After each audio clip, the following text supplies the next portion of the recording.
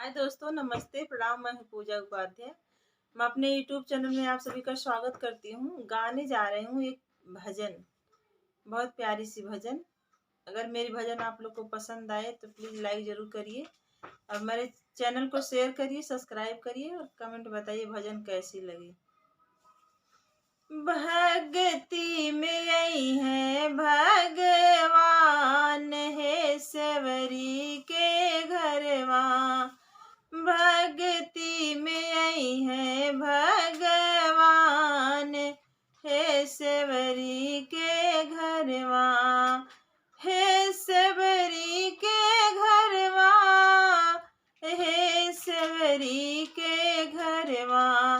भक्ति में आई है भगवान, हे सेवरी के घरवा। होते सबेरे सेवरी रहिया बहोरे रामा। होते सबेरे सेवरी रहिया बहोरे रामा। हर यही रहिया आई है भगवान, हे सेवरी के घरवा। यही रहिया आई है भगवान, हे सेवरी के घरवा। भक्ति में आई है भगवान, हे सेवरी के घरवा। कुश की चटैया सबरी झारी के बिछावे रामा। कुश की चटैया सबरी झारी के बिछावे रामा।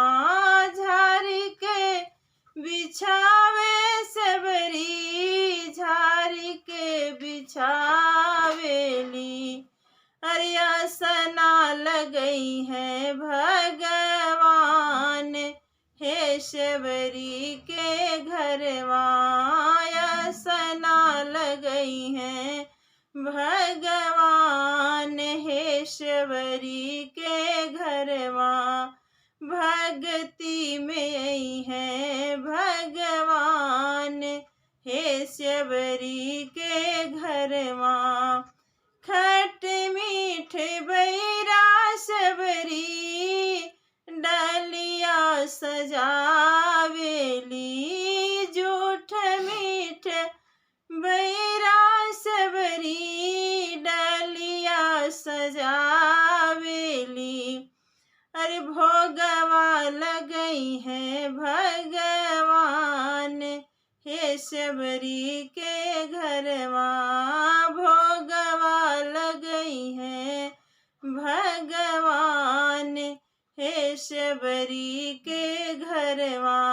भक्ति में आई है भगवान, हे सेवरी के घरवा। भक्ति में आई है हमरे राम, हे सेवरी